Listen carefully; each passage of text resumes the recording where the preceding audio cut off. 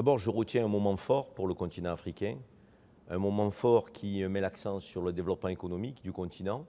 Il faut rappeler quand même quelques éléments relatifs à ce continent. 1,5 milliard d'habitants, avec une moyenne d'âge de 19 ans, quand on a une moyenne d'âge de 42 ans en Europe. 50 millions de PME, et plutôt des micro-entreprises.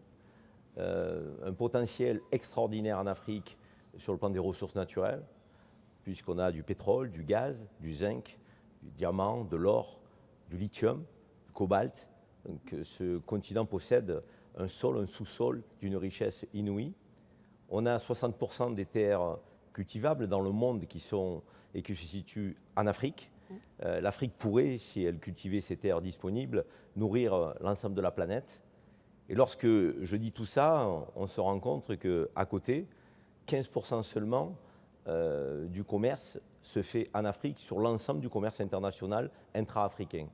Alors que si on prend l'Europe, on a 65% du commerce qui se fait entre pays européens sur l'ensemble du commerce européen.